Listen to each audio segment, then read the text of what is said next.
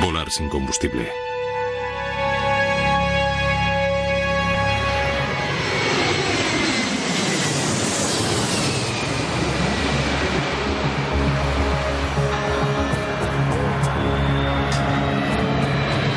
...23 de agosto de 2001... En el Aeropuerto Internacional de Toronto hay una gran actividad. Air Transat es una empresa de vuelos charter que ha crecido rápidamente hasta convertirse en una de las líneas aéreas más importantes de Canadá. En pleno verano ya no viajan tantos hombres de negocios y se nota un ambiente veraniego.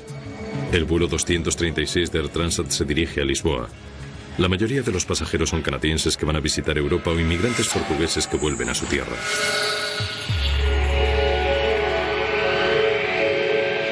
A los mandos del avión, un Airbus A330 bimotor, se encuentran el copiloto Dirk de Jager y un capitán con mucha experiencia, Robert Pichet.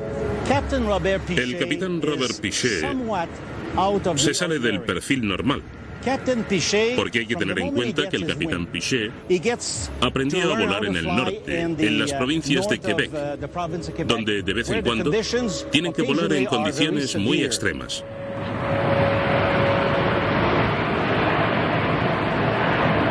La cabina de mando del avión A330 es ultramoderna. Equipos de ordenadores conectados a más de 100 sensores a bordo que supervisan constantemente el funcionamiento del avión. Este reportaje revela los serios problemas que surgieron después de que los pilotos desconfiaran de unas indicaciones inusuales en los ordenadores. En principio, los ordenadores ayudaron al vuelo 236 a despegar sin problemas. 236 pesado. Siga al A320 de Air Canada. Gire a izquierda en Romeo y espere en 24 derecha. Recibido. Seguimos al A320 de Air Canada. Giramos a la izquierda en Romeo y esperamos en 24 derecha. El vuelo 236 tiene 306 personas a bordo, incluidos los 13 tripulantes.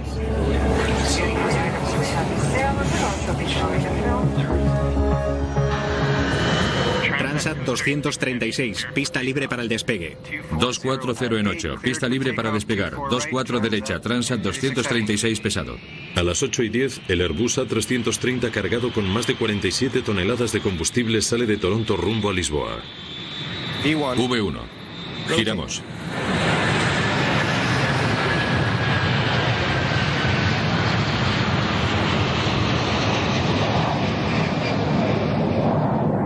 El pronóstico del tiempo sobre el Océano Atlántico es bueno. Todo se desarrolla con normalidad en la cabina, a excepción de un pequeño ajuste en la ruta.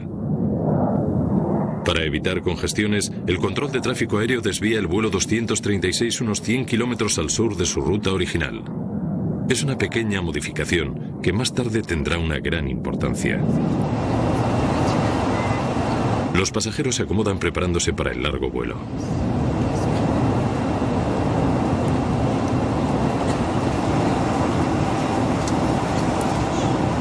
Todo parecía ir con normalidad.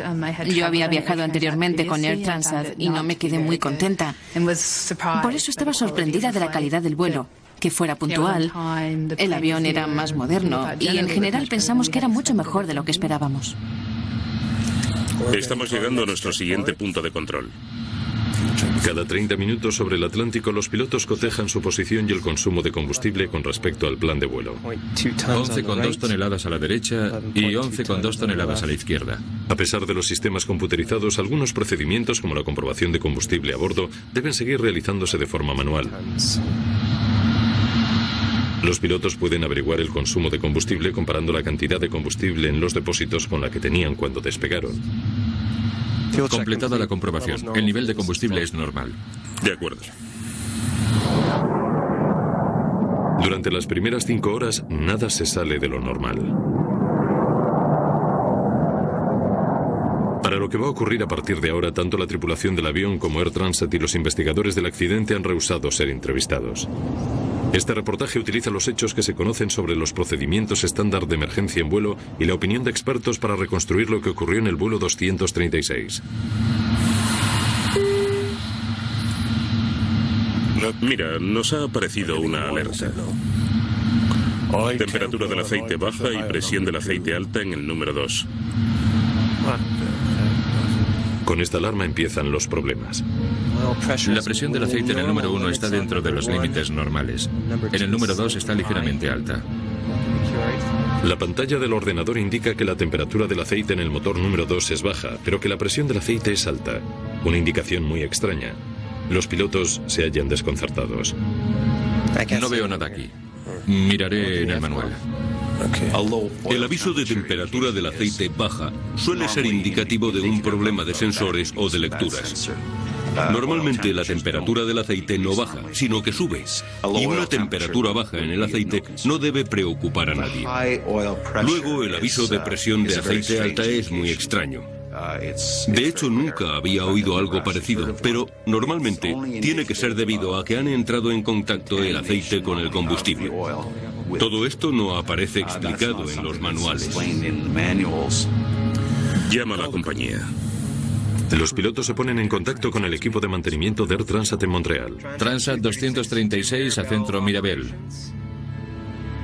Mirabel Transat 236. Hola. Hola, tenemos un pequeño problema. En el monitor central nos aparece el aviso de temperatura del aceite baja y presión del aceite alta en el motor número 2. Y no hemos visto nada en los manuales. ¿Nos puedes ayudar? Estoy mirando el manual. El personal de tierra no dispone de soluciones inmediatas. Los pilotos tendrán que arreglárselas como puedan. Pueden darles algún consejo sobre algún problema para que prueben por si acaso resulta, pero en definitiva, sabes que los pilotos se tienen que valer por sí mismos allí arriba. Pueden recibir consejos de alguien que está a 4.000 kilómetros, pero no les pueden arreglar las averías. Les sugiero que sigan atentos a los niveles de aceite, a ver qué ocurre. Como los avisos sobre el estado del aceite resultan tan raros, los pilotos creen que puede tratarse de un error del ordenador. Los pilotos siguen atentos a los niveles del aceite. El vuelo 236 de Air Transat sigue su rumbo.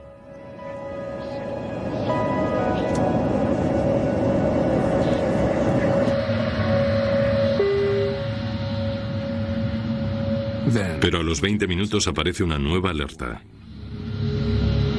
Alerta de desequilibrio del combustible. No lo había visto nunca.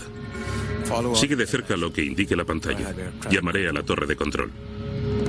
En el Airbus 330 la mayor parte del combustible se halla en los grandes depósitos de las alas. El ordenador acaba de detectar que el nivel del combustible en la derecha es notablemente inferior al de la izquierda.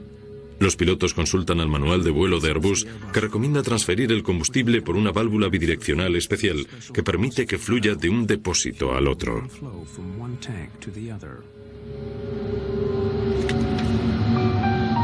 Pero antes de abrir esta válvula, los pilotos deben estar seguros de que el desequilibrio del combustible no sea provocado por un problema más serio, como podría ser una fuga del combustible.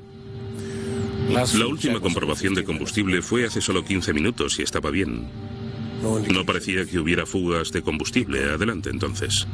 Válvula bidireccional del ala activada. Activada.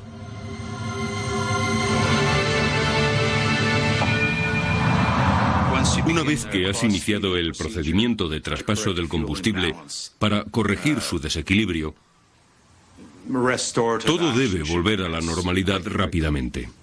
En otras palabras, la situación no debería seguir empeorando, sino que debería estabilizarse inmediatamente y empezar a corregirse. Pero la situación no se está corrigiendo. Los pilotos no saben que hay una gran fuga de combustible en el motor número 2, en la parte derecha del aparato.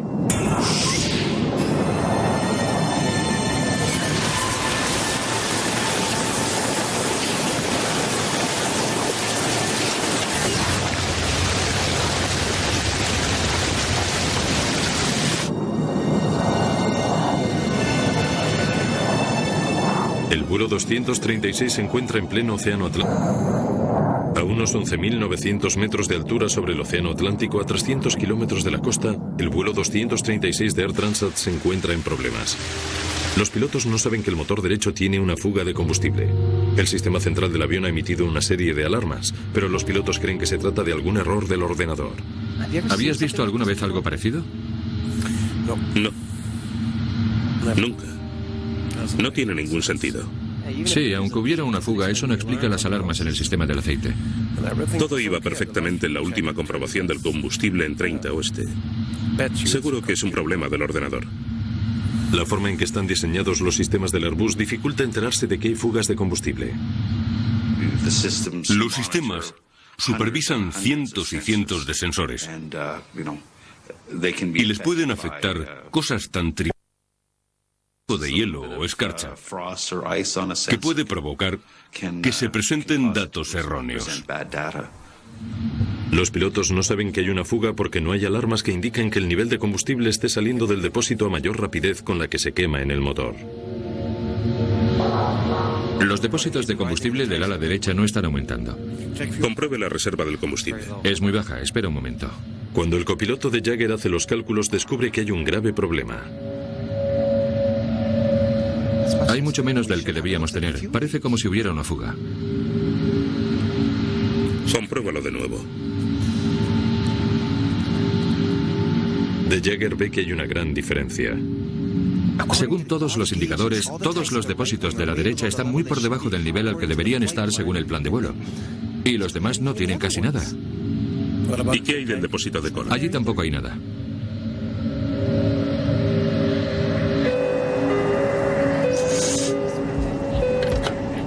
¿Sí? Hola, soy el primer oficial. ¿Puedes venir a la cabina, por favor?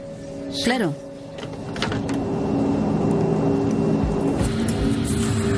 Aunque el capitán Pichet sigue creyendo que hay algún problema con el ordenador, decide que se haga una inspección visual para comprobar si existe alguna fuga de combustible. Capitán. Hola.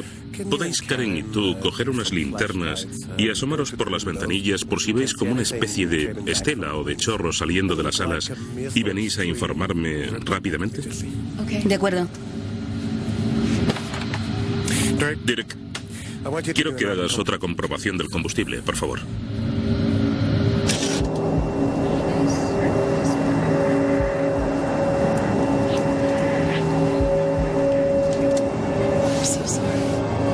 A la luz del día, el combustible saliéndose a chorros por el ala habría sido visible claramente. Pero en una noche cerrada, incluso con una linterna, resulta imposible ver la fuga de combustible del motor.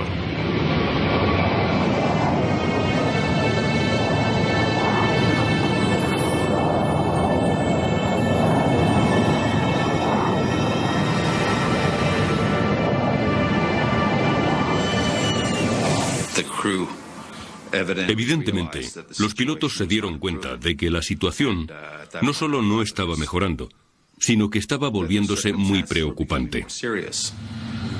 Y creo que se debió producir alguna discusión entre los dos pilotos en cuanto a qué decisión tomar al respecto. Si el ordenador no se equivoca, con el combustible que les queda, el Airbus no podrá llegar hasta Lisboa. El capitán Pichet se ve forzado a desviar el vuelo. Tenemos que desviarnos. Llama al control oceánico. ¿Dónde está el aeropuerto más cercano? Transat 236 pesado a Torre de Control Santa María. ¿Dónde está el aeropuerto más cercano? Es posible que tengamos un problema de combustible.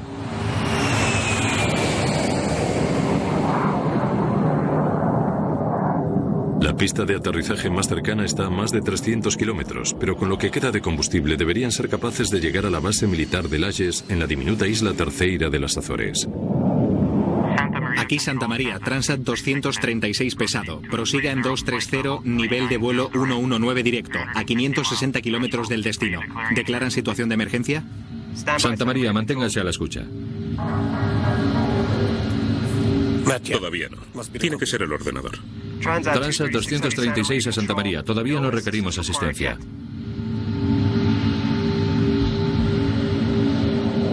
El vuelo 236 continúa rumbo hacia el sur durante los 25 minutos siguientes. Todo en la cabina parece transcurrir con normalidad, pero los niveles de combustible son cada vez peores. Debe ser el ordenador. Lo he comprobado. No queda nada en el depósito central ni en el de cola. Y lo que muestran los indicadores... Según los indicadores, el avión está consumiendo mucho más combustible de lo normal. Crean o no lo que dicen los indicadores, el capitán no tiene otra elección. Debe avisar al control de tráfico aéreo. Tenemos que declarar una emergencia. Transat 236 pesado a Santa María.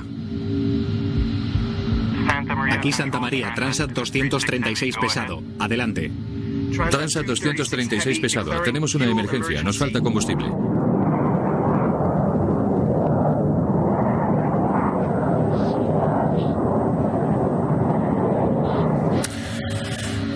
Espero que sea un error del ordenador, porque si aterrizamos en las Azores con el avión todavía medio cargado de combustible, nos van a crucificar.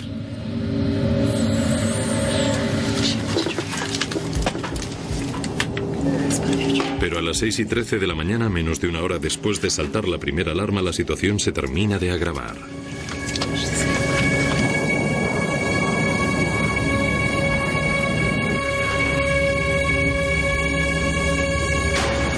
El motor derecho se queda sin combustible y se apaga. Estamos perdiendo el motor número 2. No me lo puedo creer. Vale, máxima potencia en el número 1. ¿Qué pasa? ¿Qué está pasando?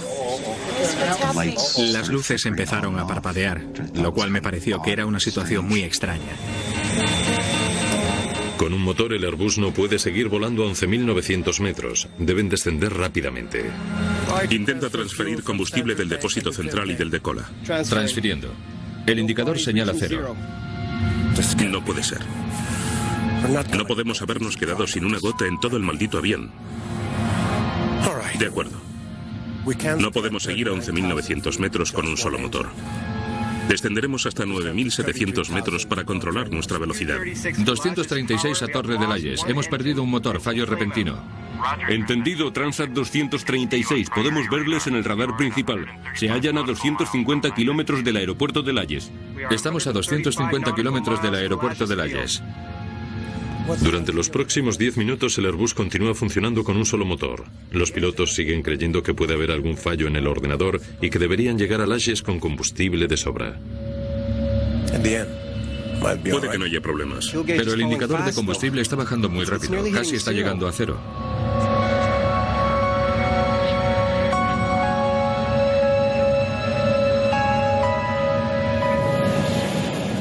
A los 13 minutos después de que se apagara el motor derecho, el motor izquierdo empieza a fallar también a 157 kilómetros del destino.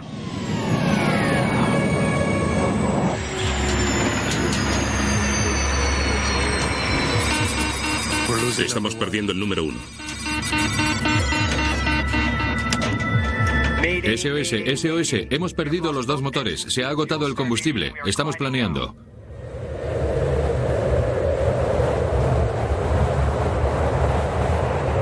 Uno de los aviones más sofisticados de la era moderna, con 306 personas a bordo, se convierte en un planeador gigante cayendo poco a poco hacia el océano.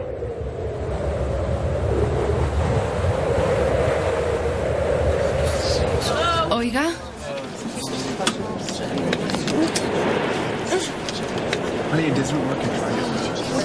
Perdonen, ¿puede venir alguien? Oiga.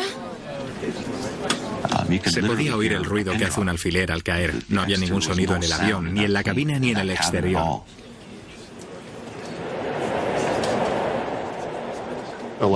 Había mucha gente rezando y pidiéndole ayuda a Dios. Lista de funciones que hemos perdido. Estabilizador, sistema hidráulico azul y amarillo, ADR 2 y 3, antideslizamiento, inversores de marcha, equilibrador de timón, radio de alta frecuencia 1 y 2. Sin ninguno de los 2 motores, nos quedamos sin sistemas eléctricos. Si los motores no funcionan, los generadores no funcionan y el avión no tiene potencia.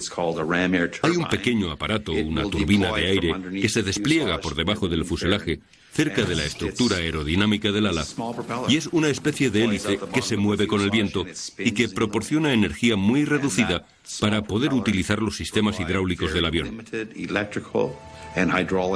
En otras palabras, aunque es un planeador, al menos es un planeador bajo control. Calcula hasta dónde podemos llegar usando el ángulo de vuelo sin motor. Nos encontramos a 9.100 metros con una velocidad de descenso de 600 metros por minuto. Podremos aguantar unos 14 o 15 minutos. No quiero morir en mi luna de miel. Estaba intentando tranquilizarla, diciéndole que todo iba a salir bien. Es muy difícil mantener la calma cuando estás pensando en que puedes morirte.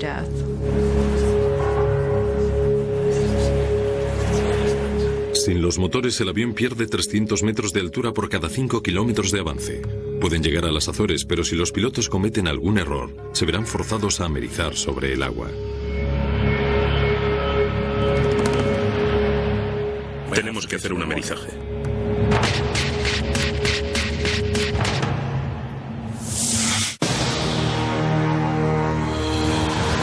El vuelo 236 de Air Transat está planeando sin combustible sobre el Océano Atlántico. Aunque los cálculos iniciales indican que el avión debería llegar a Layes, el capitán Piché debe seguir el procedimiento de emergencia para casos de amerizajes. Prepara a los pasajeros. De acuerdo. La cabina se está despresurizando. Necesitamos las máscaras de oxígeno. Sin energía, la cabina pronto comienza a despresurizarse.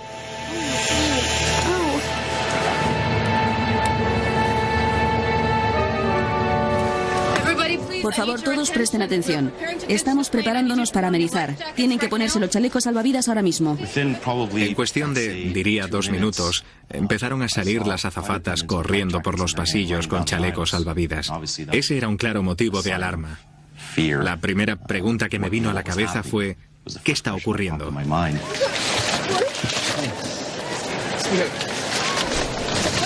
Solo tiene que atárselo aquí. En ese momento no sabes qué pensar, pero cuando le dijeron a la gente que tenían que ponerse los chalecos salvavidas, empezó a cundir el pánico. Tranquilos, no pasa nada. Por favor, mantengan la calma, ¿de acuerdo? Mi mejor amigo estaba hablándole a su padre que murió hace 3 años, pero estaba hablándole porque estaba seguro de que pronto se iba a reunir con él. Aterrizar un avión de pasajeros tan grande sobre el agua representa serios peligros. Si el Airbus 330 tiene que forzar el amerizaje, las posibilidades de sobrevivir serán escasas. En mi opinión, no creo que estos aviones sean muy buenas embarcaciones. Normalmente, lo que pasa con un avión de cola baja como este es que lo primero que choca en el agua es la cola. Y lo más probable es que se abra de cuajo y se parta también el fuselaje por ese lugar. En 1996, un Boeing 767 se quedó sin combustible cerca de la costa oriental de África. Un vídeo aficionado captó los momentos finales que muestran lo que ocurre cuando un avión intenta realizar un amerizaje.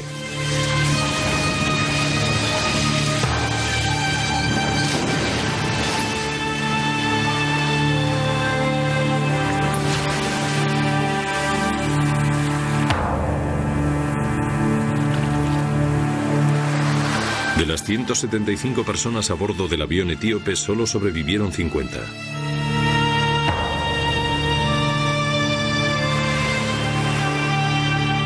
Las posibilidades de sobrevivir a un amerizaje y seguir flotando durante algún tiempo son muy reducidas.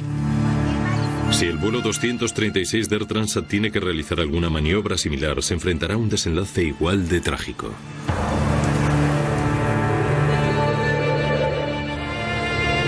A los pilotos les restan más de 100 kilómetros para alcanzar las Azores y van a tener que seguir pilotando el avión sin motor, planeando durante más de 15 minutos hasta llegar a las Azores.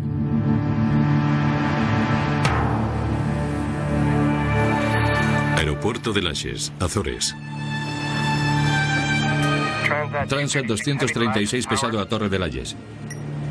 Aquí Torre de Layes, Transat 236 pesado. ¿Nos tienen el radar? Transat 236. Les tenemos en el radar principal, confirmado. Están a 130 kilómetros, su rumbo es correcto. Transat 236, Torre de Layes. Estamos intentando hacernos idea de la pista. Por favor, describa la posición y longitud de la pista. Torre de Layes, Transat 236 pesado. La pista es 3-3 y tiene 3.300 metros. Se encontrarán con el aeropuerto justo en su rumbo actual. Comuníquenmelo cuando lo tengan a la vista.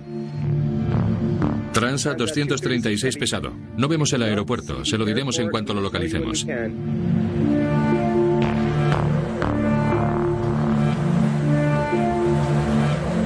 Según pasan los minutos, la larga espera de los pasajeros se convierte en una agonía. Ya está, se acabó. Vamos a morir en cosa de 5 o 10 minutos. Tenía que hacerme a la idea de que íbamos a morir. Era casi seguro.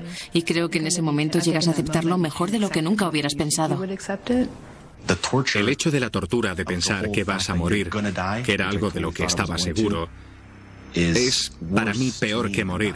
Si tengo que morir, que me maten ya. Que cojan una pistola y me maten, o que dejen caer en picado el avión sobre el océano y podamos morir todos al instante. En tierra, los servicios de emergencia se preparan para el aterrizaje forzoso de un avión completamente cargado de pasajeros.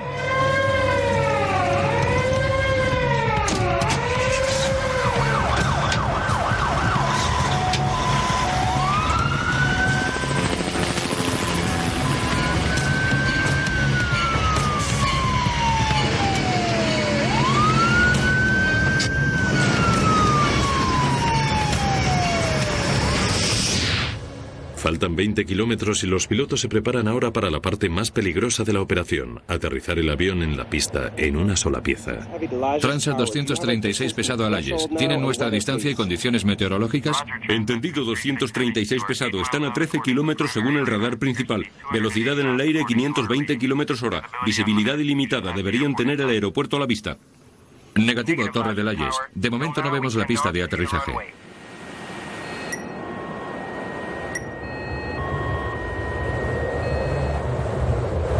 Los pilotos no tendrán ningún margen de error. Sin motores solo tienen una oportunidad para aterrizar. Si fallan o se pasan de la pista, los resultados pueden ser catastróficos.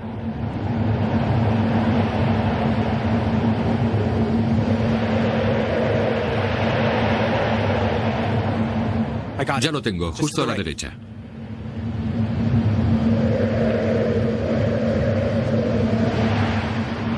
La velocidad mínima para la turbina es de 260 kilómetros hora y la máxima para la extensión del tren de 370. No bajes el tren hasta el último momento, ¿de acuerdo? De acuerdo. Los pilotos intentan perder altura y velocidad para el aterrizaje. Entendido, Layes, 11 kilómetros. Abramos los alerones. Nos frenará un poco.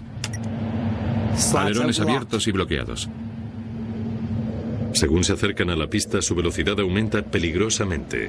Si aterrizan demasiado rápido, podrían salirse al final de la pista. ¿Bajamos el tren? Espera. La velocidad son 370 kilómetros por hora. De acuerdo. Estabilizo la velocidad.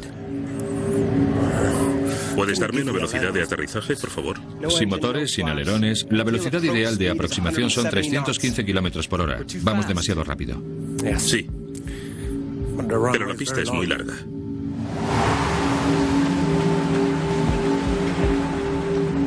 El capitán Piché realiza una serie de virajes bruscos para frenar el avión antes del aterrizaje.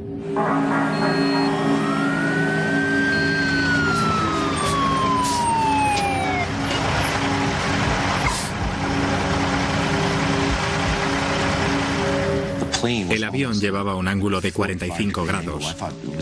Pensaba que íbamos a darnos la vuelta y caer en picado. El avión fue rodeando la isla para reducir la velocidad.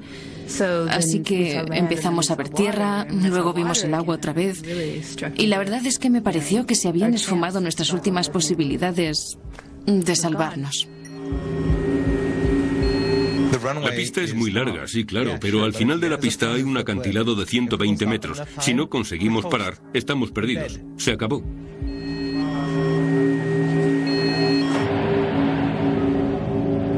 Los pilotos dirigen el gigantesco Airbus hacia su aproximación final. Tren de aterrizaje abajo y bloqueado. 3 verde. No hay alerones, solo frenos de emergencia. No hay... 1200 metros, 360 kilómetros hora.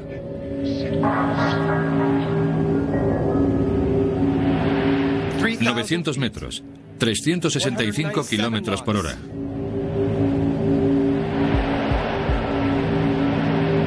...600 metros, 370 kilómetros por hora.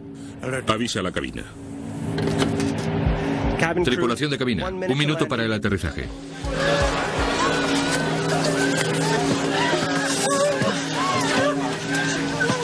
Agárrate.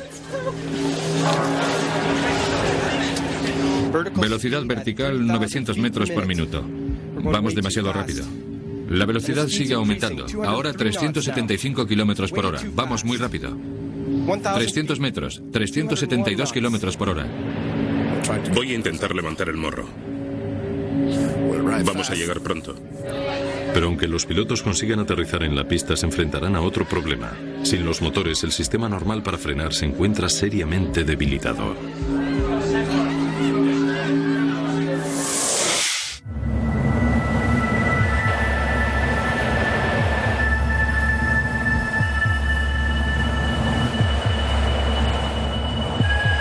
pilotos deben aterrizar el avión sin motores y detenerlo de alguna forma.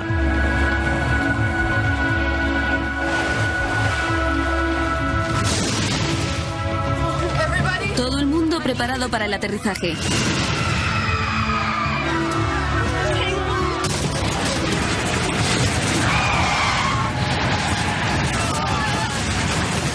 El Airbus toca tierra a gran velocidad.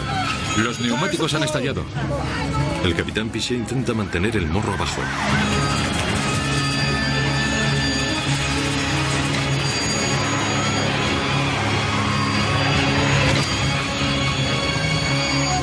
¡Dios mío!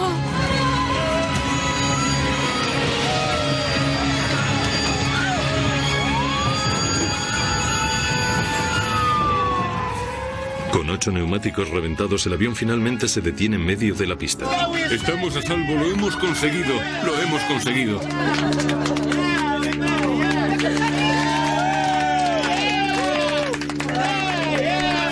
Vamos, todo el mundo fuera del avión, ahora mismo. Vamos, vamos.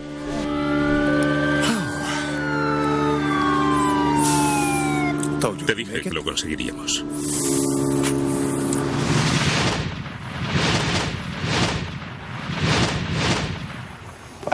Yo solo quería salir de ese avión lo más rápido posible. Salté y me di contra el suelo. Creo que ni siquiera llegué a tocar el tobogán con el trasero. No me deslicé por el tobogán, corrí por él.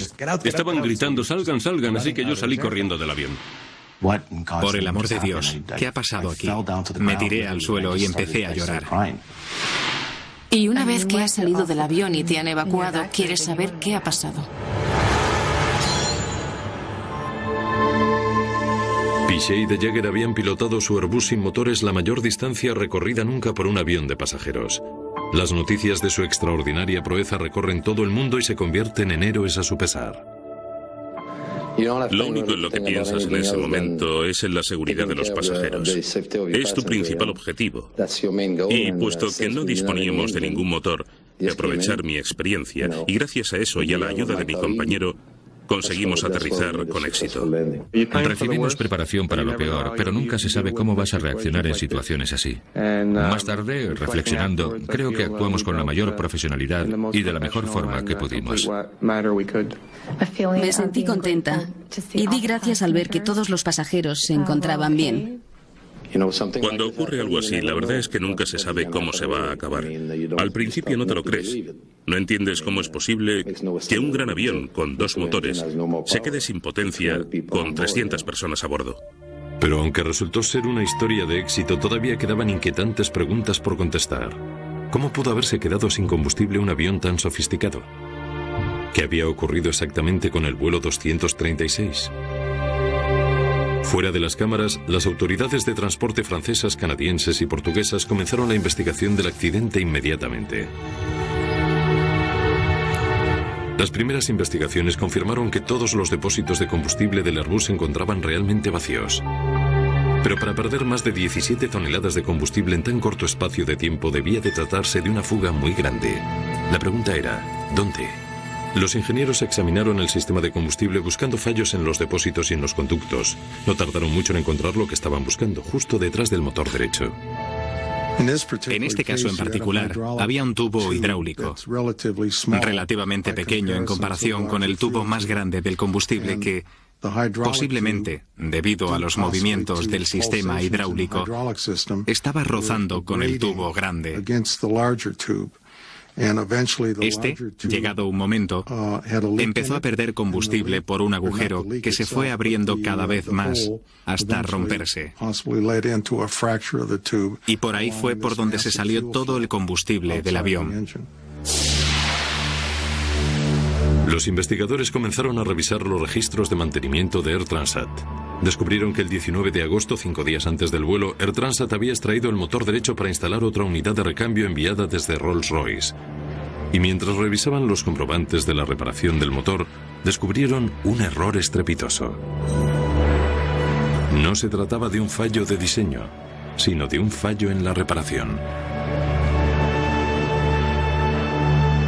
Rolls-Royce les había entregado el motor sin la bomba hidráulica.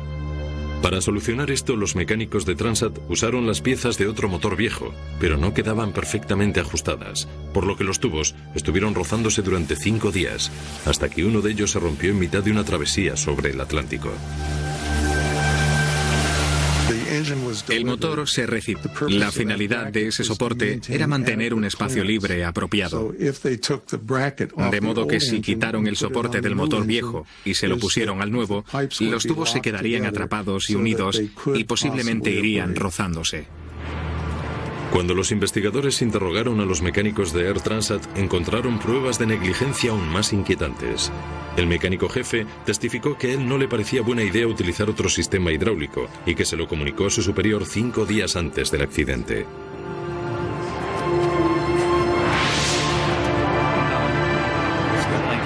La compañía decidió que el avión debía ponerse de nuevo en servicio y que no podía esperar a que llegaran las piezas que faltaban. Debían proceder con las piezas disponibles. Las piezas de recambio solo se distinguían de las correctas en unos cuantos milímetros, pero esa pequeña diferencia estuvo a punto de costar 306 vidas.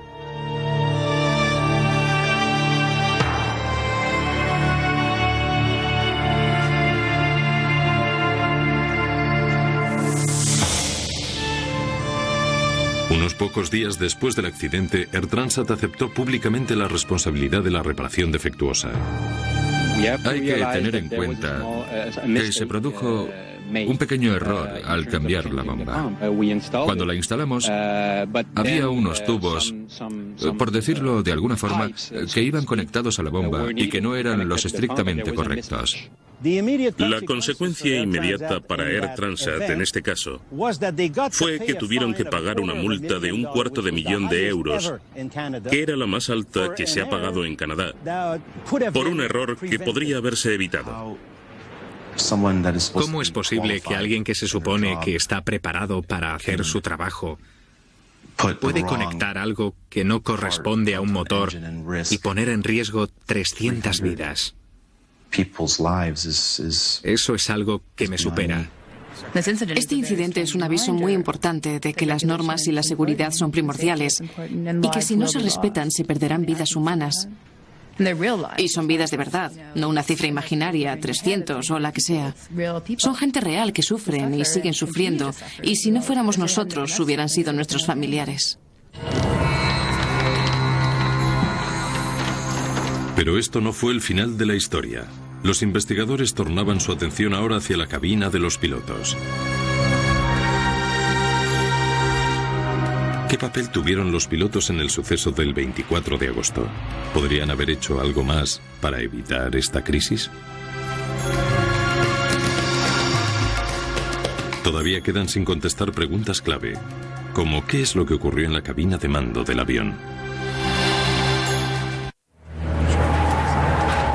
La investigación canadiense del vuelo 236 de Air Transat descubrió que se había producido una fuga de combustible debido a errores en el mantenimiento del avión. Air Transat había aceptado la responsabilidad y pagado una fuerte multa, pero la atención giraba ahora en torno a los pilotos y su actuación. ¿Qué papel tuvieron ellos en la pérdida del combustible? Válvula bidireccional del ala activada. Activada. Cuando los pilotos abrieron la válvula bidireccional para transferir el combustible del depósito izquierdo al derecho, perdieron 17 toneladas de combustible en menos de 30 minutos. Pero su error fue no cerrar esta válvula para haber evitado una mayor pérdida.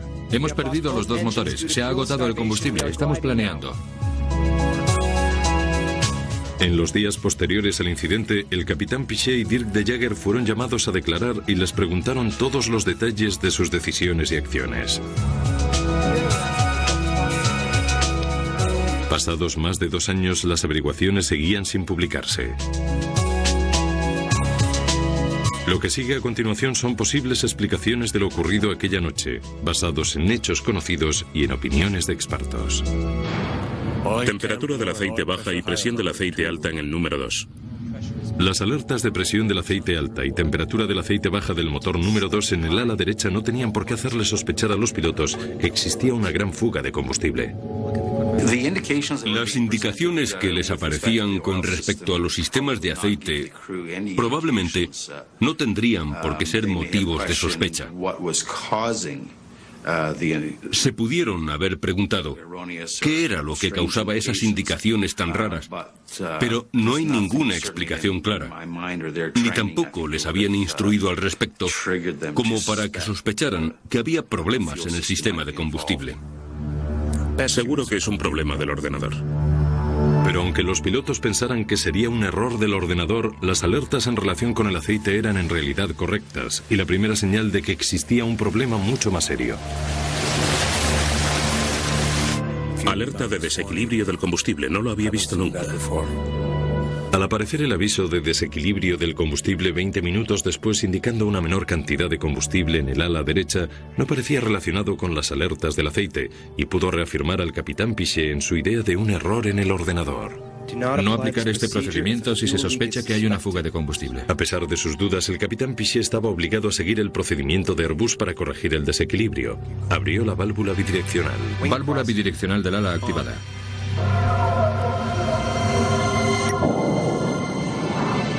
¿Pero bastaba conseguir ese procedimiento? No te puedes dedicar solo a tocar los interruptores según te van diciendo los indicadores del ordenador y pensar que todo va a ir bien. Que después de completar el procedimiento, uno ya puede tumbarse a descansar. No, ese no es el caso. Hay que seguir pensando y preguntándose, ¿será correcto? ¿Habremos seguido el procedimiento adecuado? ¿Habremos conseguido los resultados necesarios? Cuando los pilotos calcularon la gran velocidad de pérdida del combustible, deberían haber sospechado que había una fuga. Transat 236 pesado. Emergencia, no tenemos combustible. Para el momento que estaban seguros de la fuga, sus opciones ya eran muy limitadas. Tenían dos opciones. Cierro la válvula bidireccional a ver lo que pasa, o la dejo abierta como manda el procedimiento de desequilibrio del combustible, esperando que la situación se corrija. Los pilotos no estaban seguros. El capitán Piché creyó durante bastante tiempo que era un problema del ordenador. Solo cuando los motores se pararon tuvo que aceptar que lo de la fuga de combustible era verdad. La complejidad tecnológica de los aviones modernos puede servir de ayuda para mejorar su seguridad y fiabilidad, pero también puede causar problemas casi catastróficos como el del vuelo 236 de Air Transat. Unas piezas de recambio que ajustaban mal provocaron una fuga de combustible. Luego los pilotos malinterpretaron la situación por desconfiar de los ordenadores. Estos errores combinados trajeron graves consecuencias. Solo gracias a que el avión fuera desviado 100 kilómetros al sur para despejar el tráfico aéreo y se encontrara cerca de las Azores, evitó que tuviera que amerizar sobre el océano. La investigación sigue sin publicarse. Airbus responsabiliza a los pilotos por no haber sabido actuar ante la fuga de combustible. Robert Piché y Dirk de Jager continúan volando con Air Transat. En agosto de 2002 recibieron uno de los mayores honores de la Asociación de Pilotos de Aerolíneas por realizar el mayor vuelo sin motor en un avión de pasajeros. Tras el accidente, Airbus modificó su lista de comprobaciones para casos de desequilibrio en el combustible. Ahora es el ordenador el que coteja todos los niveles de combustible a bordo con respecto al plan de vuelo y emite un aviso claro si se está gastando más combustible del que pueden consumir los motores.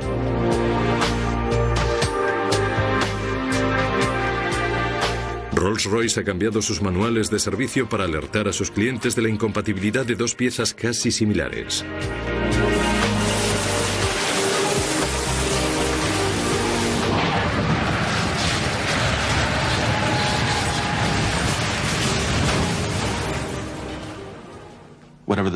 Fueran cuales fueran las circunstancias, debió soportar una presión tremenda. Consiguió aterrizar el avión, solo rompió 8 de los 12 neumáticos y salvó a 300 personas. Salvó 300 vidas. El capitán Piché nos salvó la vida. Y cometiera o no un error, o fuera un error del ordenador, no importa, porque seguimos con vida.